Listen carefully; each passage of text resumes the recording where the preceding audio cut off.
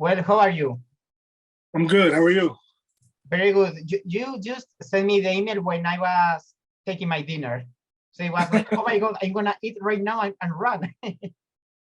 Well, Yeah, no, I honestly don't know when you sent the email. Like, I'm really bad at checking that email. I get, probably 10 interview requests, like a week minimum. So like, I don't always check it until it's too late. And then at that point, usually people are still interested in doing the interview, but I'm not always interested in doing the interview. I looked up your page and saw, all the people you've worked with in the past, and I figured it would definitely be worth my time. So I'm glad to be here. Oh no, it's my real pleasure. I'm a very lucky man. Well, I'm gonna start. So I'm gonna ask you the first question I always ask. Can you tell me your first memory about the pro wrestling? My first memory about pro wrestling. Now I was watching pro wrestling when I was, younger than 2 years old, watching it with my dad. But my first real memory of it was I went to a WCW house show in Baltimore in 1990, I want to say 6, and maybe 1997. And Ric Flair was there. And I want to say the main event match, I know Ric Flair was in it. And I remember seeing Rick and seeing him come out with his robe and being like, wow, how cool is that? Like, right, because I'd seen videos of Ric Flair up to that point. I'd already been watching wrestling, but to see like the grandeur of the robe in person as a little kid, it was like, mind blowing. And, I've obviously been addicted to wrestling ever since. Yes. Also, did you saw Scott Hall? Because right now he's having a really hard time. Yeah, Scott Hall was definitely not just a major player in professional wrestling history, but a major influence in like a lot of the stuff that I try to do as a character. Scott Hall was the definition of being cool. He wasn't the good, even though he was the bad guy, he wasn't the bad guy. He wasn't the good guy. He was just cool. Everything he did was cool. So like it made you want to do what he did. He made toothpicks cool. You know what I'm saying? Like he made walking under ladders cool. Everything he did he did everything he did was cool because it was just organically him.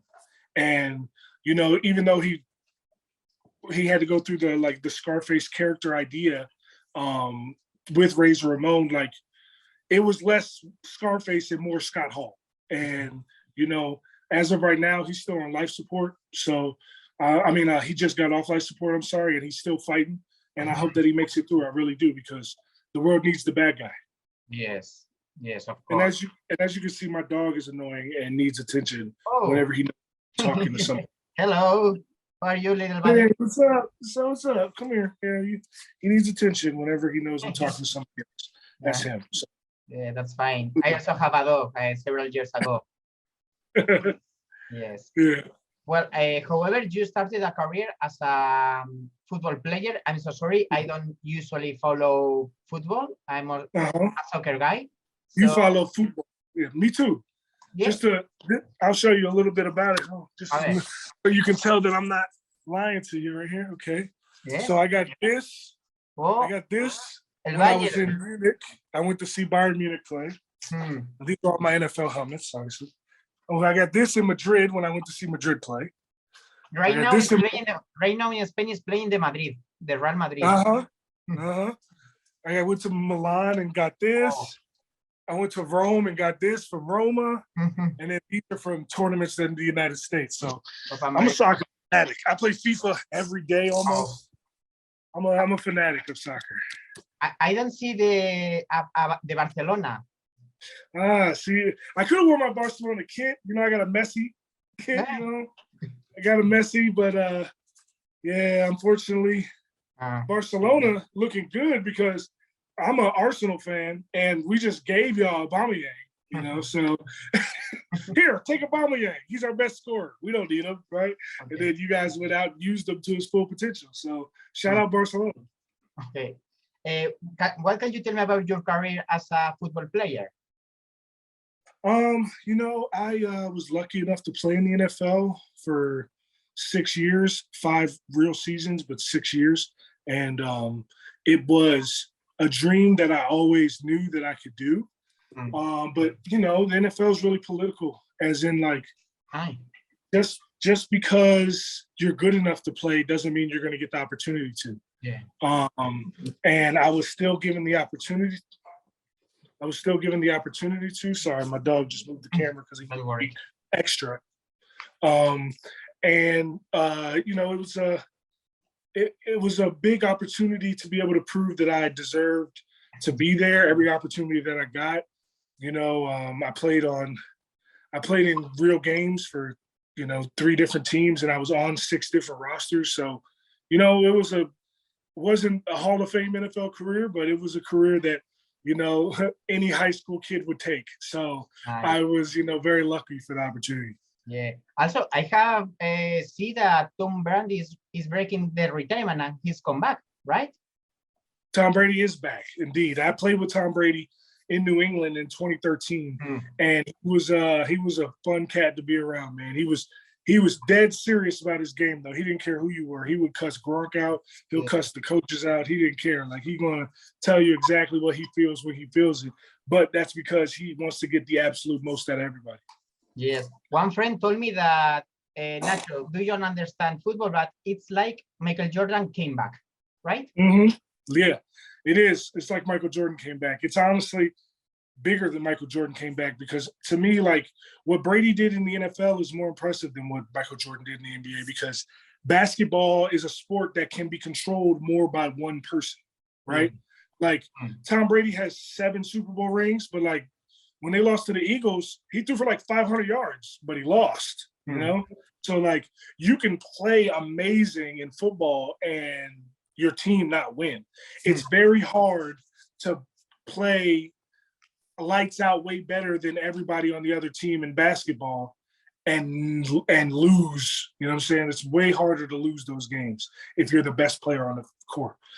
So I honestly think it's bigger than Michael Jordan coming back. And I think there's a lot of people that are really upset that Tom Brady is going to be back, and because especially people in Carolina, especially people in Atlanta, especially people in New Orleans, people that got to play the Bucks. So they're definitely upset. Nice. Also, after you ended your career, you began to train to become a professional wrestler.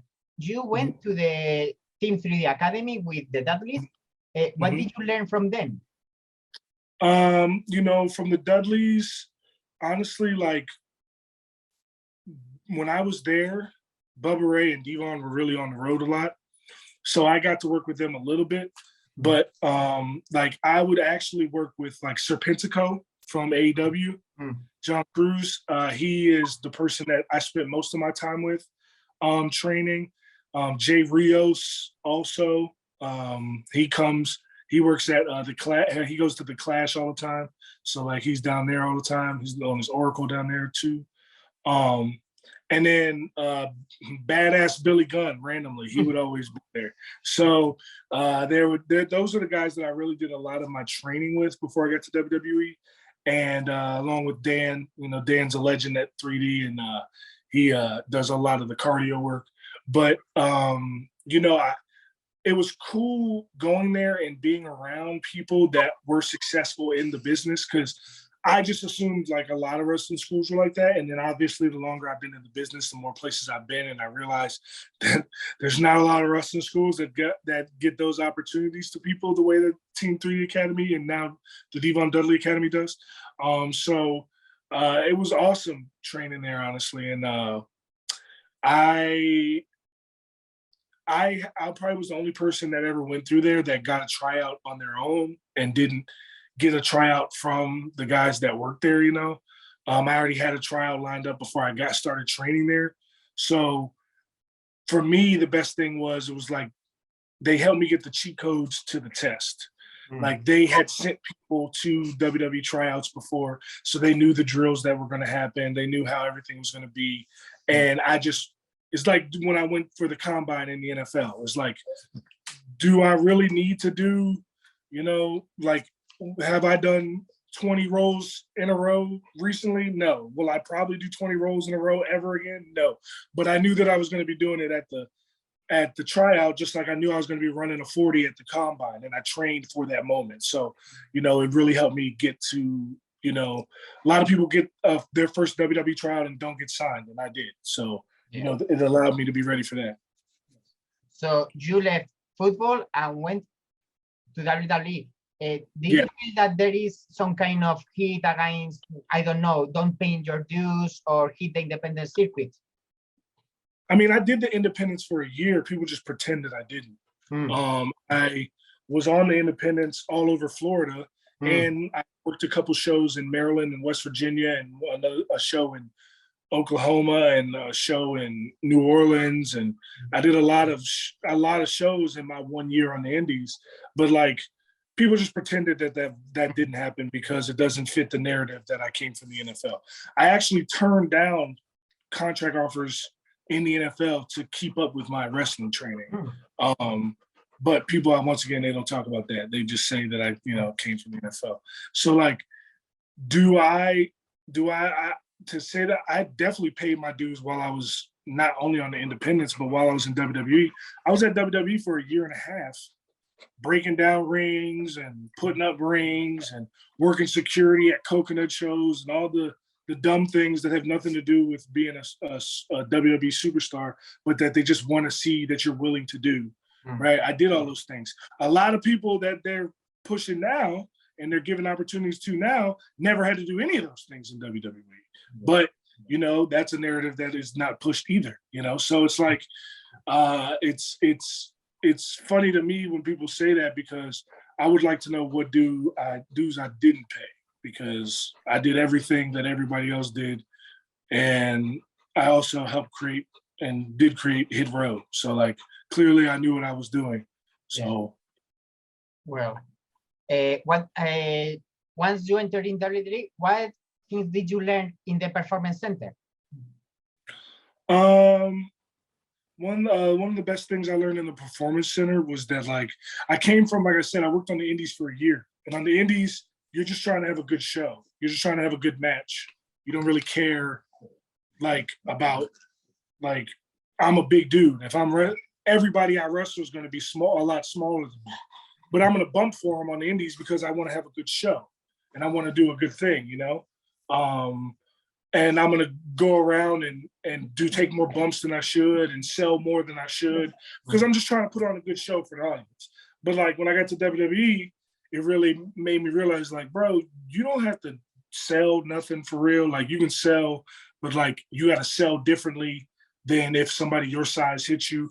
You don't have to bump literally at all. Like, in my entire WWE run, I bumped once that wasn't me doing the bumping, you know what I'm saying? So it's like, I learned how to wrestle more like a big man and less like an indie wrestler. And it's going to pay off now, because now I get to go back on the indies and work shows, and I can go in and be like, no, I don't want to take that. No, I don't want to take that. But it all pays off at the end for me to take something crazy ridiculous at the end, boom, and then that's how you do it, So it's the storytelling aspect of being a big man is the biggest thing I think that I've learned while I was in the PC. Right. Also, you have an appearance at WWE Most Wanted Treasures as well. You even appear with Undertakers in their mask and their hat. What can you tell me about your brief time in WWE Most Wanted Treasures? Well, I mean, I was the host of WWE Most Wanted Treasures, so I was there the all season, and I'm still under contract for the remaining seasons coming up. So I don't know if that's going to play out. But when I was there doing the show, it was cool to me because it wasn't just cool for me to hang out with the legends themselves. It was cool because I got to help them reclaim part of their legacy and help them, find the things that like made big differences or signified big moments in their career. And so it was really cool to be able to do that. Yeah. Also, are you a collectionist of pro wrestling memorabilia? Yeah, I am. I mean, I don't have as crazy a collection as other people, but like I got, like, just looking at what I have right here, I can show you, I guess. Okay, please. I've had this for, I actually bought this at MCW. I want to say like 7 years ago. It's this signed picture by the New Day, signed by all three of them. Yes. I got that. I got this Baby Rock behind these birthday cards from my grandmother. Yeah. I got these signatures right here. Kevin Owens, Dean Ambrose, also known as John Moxley, obviously, and Charlotte. I got that from when I was at WrestleMania 32. I got this signed from Most Wanted Treasures. That's Stephanie and Mick Foley signed that for me. Yeah. Cool. But I also collect things other than wrestling. Like, this is Cam Wake signed this jersey for me when I was on the Miami Dolphins. He's going to the Hall of Fame, so that'll be worth a lot of money one day. Wow. You know, so I got a lot of cool things like that. Nice. Do you want to see mine? For sure.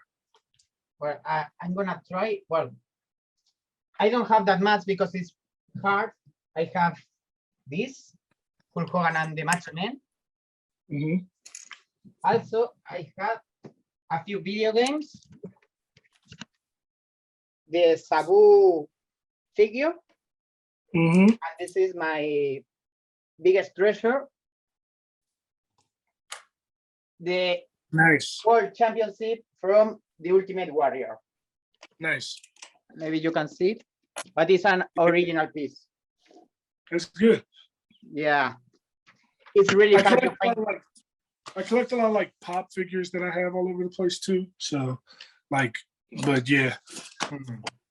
Well, also in WWE, you work on NXT as Top Dolla, part of Hit Row. What can you tell me about your time? Why did you decide to form a stable with the others? So I had already done the stable before I got to WWE. Like I said, I was on the Indies for a year, and the hip hop record label faction, I came up with that idea while I was on the Indies, and we called it The Row. And so when I got to WWE, I just brought it back and we called it Hit Row. And at first it was the Hit Makers, and it was me, Tahuti, and Brianna, which is what we go by now. Obviously, we go by the Hit Makers.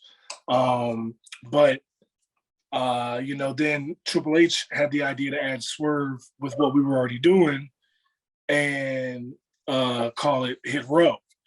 And, you know, I was cool with that because Swerve, if they wanted to add somebody that wasn't a rapper, that couldn't pull off the look, that I would have shot that down. I would have had a problem with it. But Swerve already was making music. Swerve has a different look than both me and Tahuti, even though, and obviously Brianna, because she's a girl. But like, he has a different look than me and Tahuti, which is important when you're adding a third dude to a crew. You don't want two guys that look alike, because if two guys look alike, then they got to be the tag team. And we wanted it to be like, okay, all of us are a tag team when we want to be, and all of us can be singles wrestlers when we want to be, you know? So it was cool to be able to add Swerve to it. And obviously it worked. And, you know, everything we did, the people loved. We didn't have a single bad segment. Anybody can go back and check anything that we ever did. There was not a single bad segment that we did. That's because we took that shit seriously. We took everything that we did seriously. We would be in my house until 2 a.m. going over promos for the next day. Like, we made our own songs. We wrote all our promos. We came up with the concepts of how we were all going to dress in the same color, like on different days, and change the color up. Like, we did all that. And so clearly it was, we knew what we were doing, and it was a good time. It was a great time. I ain't gonna lie. Yes, just because Hit Row was a very hot act, but you were called to SmackDown, and suddenly all of you were fired. how did you take your release? I mean, I hated it, honestly. I mean, I didn't understand the point. I didn't understand what the goal was, but at the end of the day, it's a business. People are gonna make business decisions that you don't agree with all the time, and that's fine. They're allowed to, but that just means you can't do business with me anymore. And when you no longer are doing business with me, then I can do business with anybody, right? So I have, been looking at a lot of opportunities outside of wrestling that are coming my way that I can't really talk about yet. But a lot of really good things that will come to fruition eventually. And and in the meantime, I'm working wrestling shows with people that I know, that people that I worked with before I got to WWE, and people that I met along the way. People that like I want to do their show. Like I don't want to do just anybody's show. Like there's people that have reached out to me already that I could have already worked 10 different shows, but I wanted to make sure that the first show that I came back and did was in Maryland at MCW, because when I was a kid, I would go to MCW. It's where I'm from. So like, I wanted to make sure that that was my first show back. And then obviously 2 weekends later is WrestleMania weekend. So there's a lot of cool things and opportunities there. So I'm going to go do those things there because people wanted to make sure that I was there. Right. So, but like outside of that, you're not really going to see me very often, except at my friends' shows. And if you do see me, that means you know that I want to be there because someone important enough to ask me to come do the show is the reason that I'm there. And, unless somebody drops a big bag on my head and says, hey, here's all the money in the world, we want you to do this, then yeah, okay, I'll come wrestle for your company. But I grew up wanting to wrestle in WWE, right? Yeah. I did that. Yes. I grew up wanting to play in the NFL. Yeah. I did that. I grew up wanting to make rap music. I got 3 albums. I've been on tour twice. I grew up wanting to be on TV. I've been on TV for 10 years. So like, I'm looking for what's next. And to me, it's not wrestling. Yeah. I'm going to wrestle. And if WWE called me tomorrow and we talked about how we would do it, then I would go back. But like, I am at the point right now in my life where like, okay, I wrestled for 3 years and I was able to do a lot with it. And now I only want to do it if it makes me happy because I'm working with people I want to work with, or if it's a lot of money. If it's a lot of money, then okay, I'll show up. But I am good enough at a point in my life where I'm cool waking up every day playing video games and hanging with my dog. Like, I don't need to go work a 9 to 5. I don't need to do none of that. So like, I'm cool with the life that I have. And, if one of my friends says, hey, I got a show on the 30th, can you come through? Yeah, I'll be there. You know what I'm saying? Because my friend. And I want to look out and make sure that everybody eats. But like, for the most part, a lot of times, like, people try to book me and I was like, you're going to book T. Hootie and Brianna too? Because like, I know that I don't need to be out here every weekend, but if I can make sure that my people get money, then I'm trying to make sure that my people get money. You know what I'm saying? So like, if you want to book me, that's cool. And we can talk about it. But the first thing I'm going to do is ask you if you want to book all 3 of us, because I'm not out here just for me. You know what I'm saying? Like, actively trying to help out the people that help me build something unique that can never be replicated. Yeah, no, it's pretty nice. It's a lot of loyalty to your friends. Yes. And you have to. And that's the problem, is that like, people aren't real. Like, people, especially in the wrestling business, people aren't real. People don't stand up for what they believe in or for themselves. They stand up for what's convenient at the time, that what'll work for them at the time. And that shit comes and goes like the wind, that I stand on my morals and my principles and making sure that everybody that I work with benefits from what I'm doing, because I know I'm a benefit. Like, I know that if I come to your wrestling show, I'm gonna sell merch. and the fans are going to cheer, and it's going to be a great time, and I'll be able to have a hell of a match with whoever you put me with. I know that. I'm not worried about that part. I'm worried about, okay, how can somebody else benefit from this as well, you know? And that's what I'm trying to get across. Nice. So also as well, Swerve signed recently with All Elite Wrestling. There is any chance to see you and the other members of Introduo on Dynamite or maybe Rampage? I won't say there's no chance, but there's not. I mean, Swerve is there because Swerve wanted to do his own thing, and more power to him. Swerve was the last person added to Hit Row. Swerve was a singles wrestler for 10 years before he joined with Hit Row.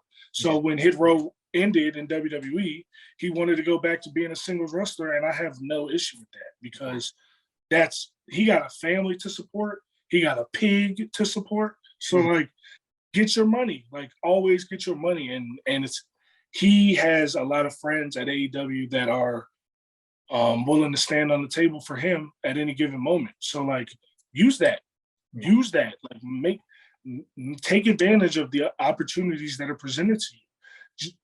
Do I think that Hit Row will ever be there? No, I don't. But that's not, I mean, I didn't think that Hit Row would be released when we were released. So you never really know in this business. But at the end of the day, I'm happy for Swerve. Like I said, I grew up wanting to wrestle in WWE, and I did that. Yeah.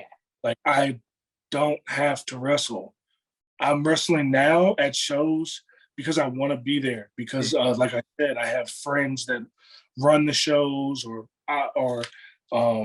friends that are on the shows that want to face me. Those are the shows that I'm doing. I'm not doing every independent show. I've turned down plenty. But I am at the point in my life where, like, it got to be worth me leaving the house. You know what I'm saying? I'm 31 years old. I'm completely content with what I've done in my life, in my career. If you don't believe me, you can just ask Google, and he'll tell you everything that I've done. Right. And I'm completely content with everything that I've accomplished in my life. And I'm content with who I am as a man. So like, I don't feel the need to go out and wrestle every weekend because other people in my position would do that. I don't care what other people would do. I am me. I am myself. Right. So like, I go out every single weekend and make money wrestling, but I don't need to do that. So I'm not going to. Yeah. You earn it. I mean, you earn it. You play football, then wrestling, you earn it. No doubt. Coming back to WWE, well, you were fired soon after being called to SmackDown. Do you think that WWE gives the chance to their superstar to get over?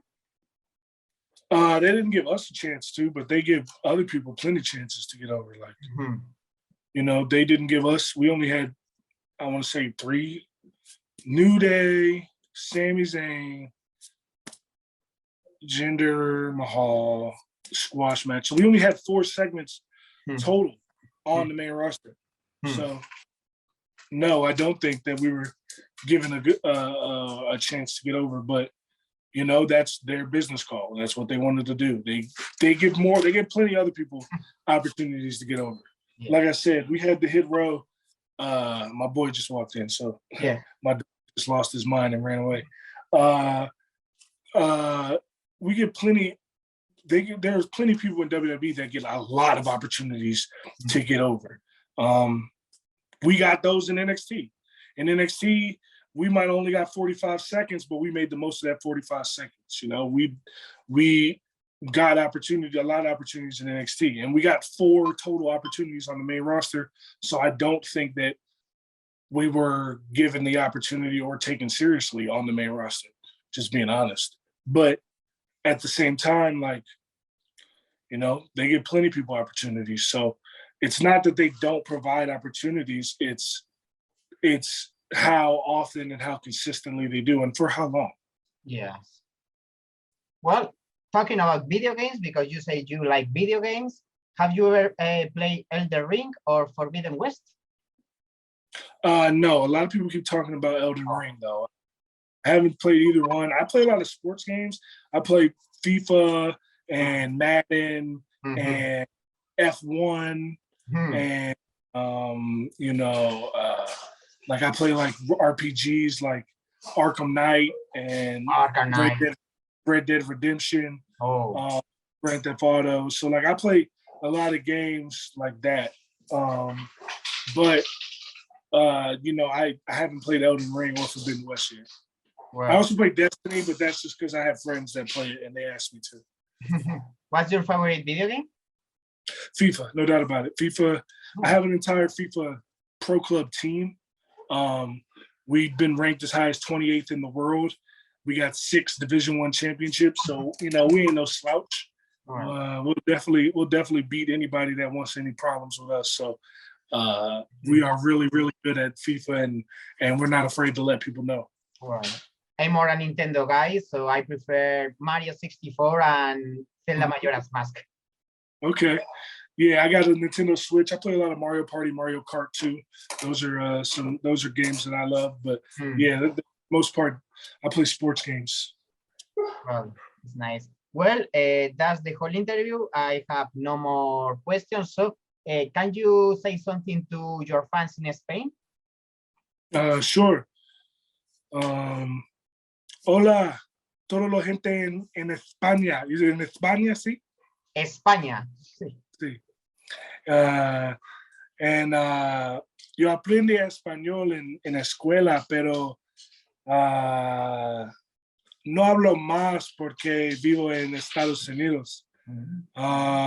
Pero toda la gente en España y toda la gente latina habla conmigo en español y por favor despacio y yo entendí. So. Muchas gracias. Yo puedo hablarte despacio si quieres. Nah, the funny thing is nobody speaks slow. That's why I had to literally ask despacio, por favor. Yes. Well, thank you so much for your time. It has been a real pleasure. And well, thank you so much. Thank you.